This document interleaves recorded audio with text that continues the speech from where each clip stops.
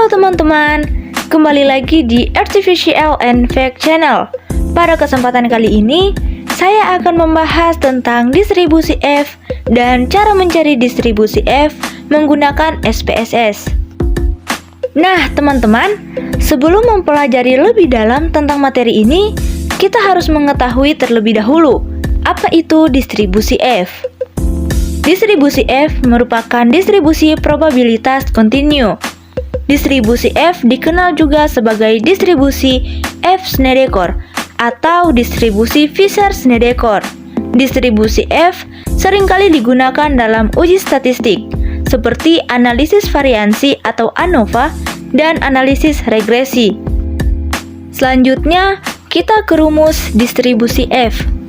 Untuk rumus distribusi F yaitu fungsi F sama dengan K dikali dengan F pangkat 1/2 kali V1 kurang 2 per 1 tambah V1F per V2 pangkat 1/2 dikali V1 tambah V2, di mana F adalah variabel acak yang memenuhi F lebih dari 0. K adalah bilangan tetap yang harganya pada derajat kebebasan V1 dan V2. V1 adalah derajat kebebasan antara varians rata-rata sampel atau sebagai pembilang, dan V2 adalah derajat kebebasan dalam keseluruhan sampel atau sebagai penyebut. Nah teman-teman, kita masuk ke fungsi distribusi F dan daftar distribusi F. Untuk fungsi distribusi F ada 3. Yang pertama, pengujian homogenitas data. Yang kedua, pengujian signifikansi korelasi. Dan yang ketiga, pengujian linearitas data. Dan untuk daftar distribusi F ada 4. Yang pertama, nilai-nilai F untuk peluang 0,01 dan 0,05. Yang kedua, derajat kebebasan V1 dan V2. Dan yang ketiga, V1 dinyatakan pembilang atau baris paling atas. Dan yang keempat, V2 dinyatakan penyebut atau kolom paling kiri. Nah, untuk slide ini, teman-teman bisa lihat ada gambar grafik dari distribusi F. Di sini untuk area yang berwarna biru, itu merupakan tiap pasang deka, V1 dan V2, yang berisikan harga-harga F dengan kedua luas daerah ini biasanya ditentukan tingkat signifikansinya, apakah 0,01 atau 1% atau 0,05 atau 5%. Dan untuk notasi lengkap, untuk nilai-nilai F pada daftar distribusi F dengan peluang dan deka sama dengan V1, V2 adalah FP V1, V2.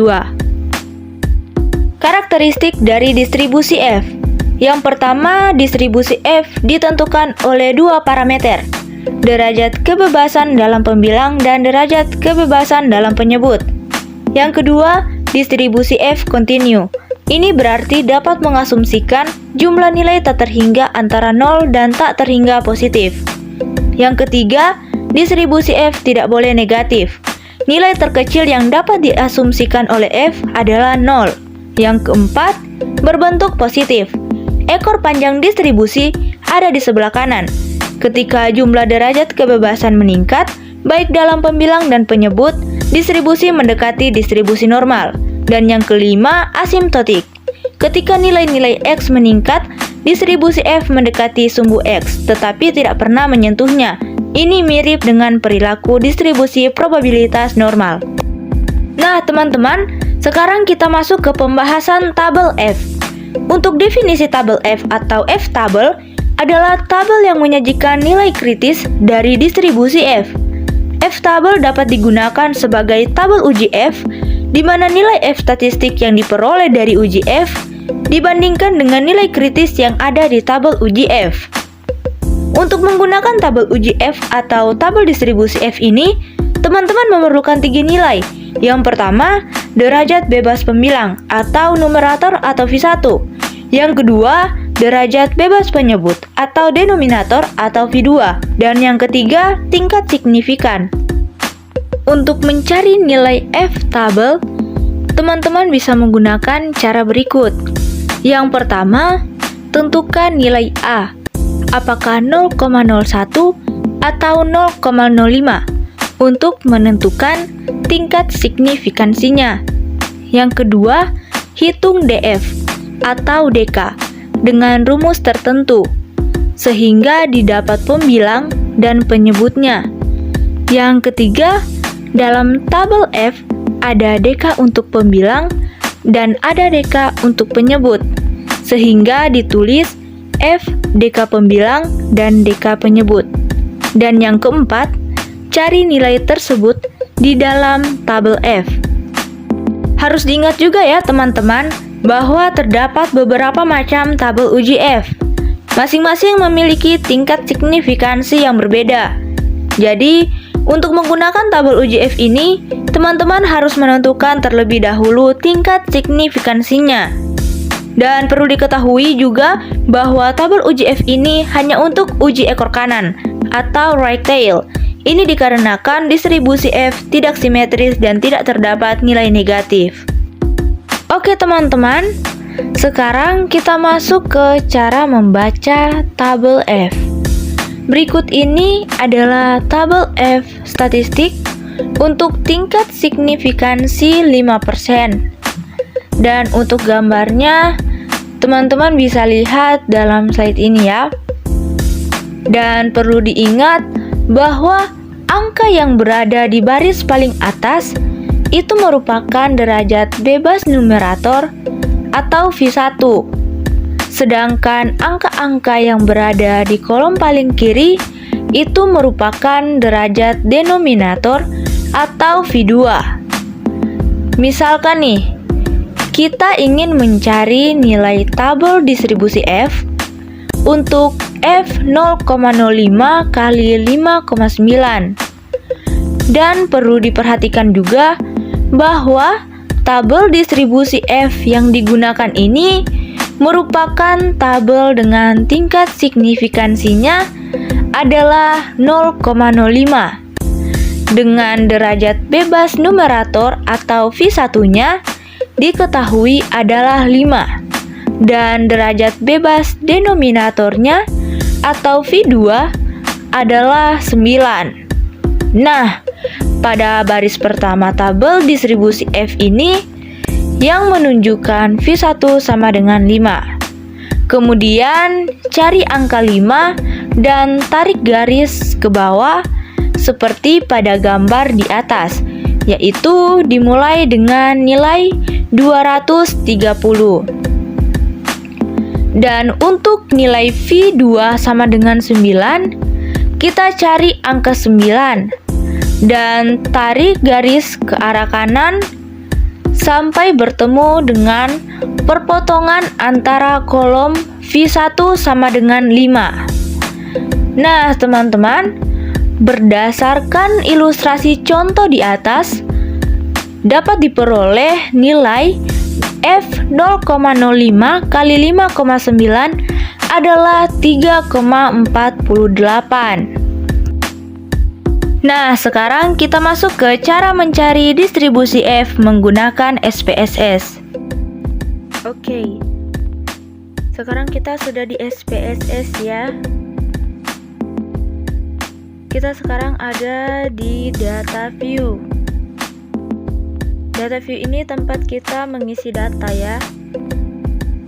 Yang ini variabel view-nya, tempat kita mengisi variabel-variabel kita. Oke, mari kita cek data yang kita miliki di Excel.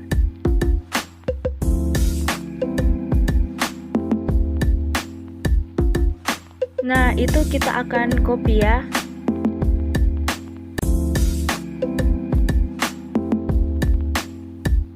Kita akan copy di sini di variabel view-nya. Oh, tidak bisa di-copy karena itu tidak bisa di-copy karena ada garis ya teman-teman, ada garis itu, ada atau tanda itu.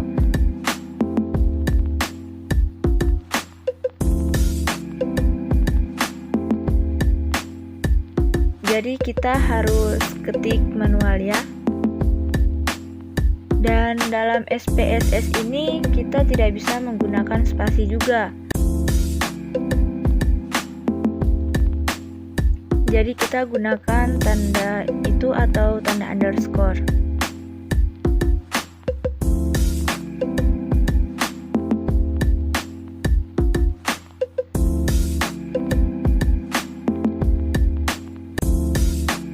Nah, kita ketik online PST dan online link.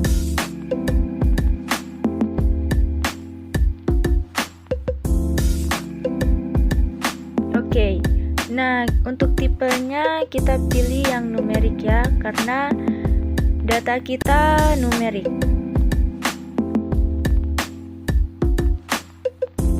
Ada beberapa pilihan ya teman-teman. Nah, desimal,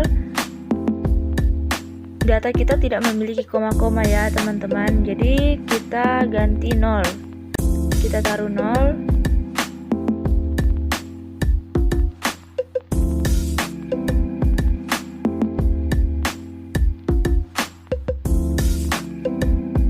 Nah, yang nomor 5 itu kita hapus ya. Nah, untuk measure-nya kita ganti scale.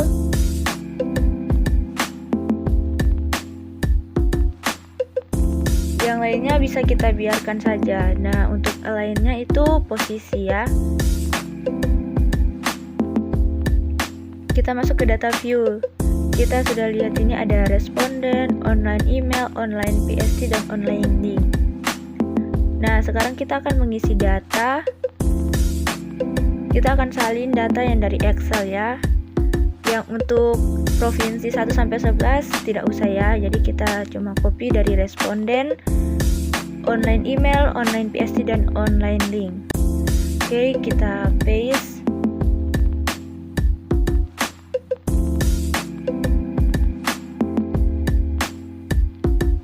Ya, ini kita hapus ya yang nomor 5.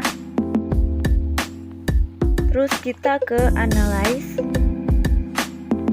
Terus kita pilih regression. Kemudian kita pilih linear. Nah, sini untuk dependennya kita pilih responden. Nah, untuk independennya kita pilih online email, online PST, dan online link. Nah, untuk statistiknya ini kita continue ya. Plotnya kita continue.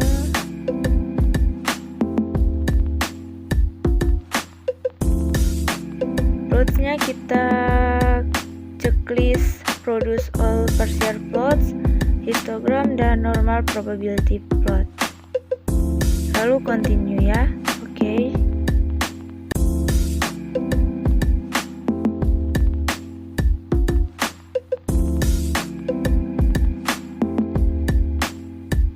Nah, teman-teman, ini outputnya. Jadi untuk nilai F-nya kita sudah lihat ya di sini. Nilai F yang kita perlukan sudah ada di sini. Nah, untuk data-data lain seperti nilai IT, standar deviasinya ini sudah ada di sini ya. Dan juga ada histogramnya ya, teman-teman. Ada normal PP plot of regressionnya.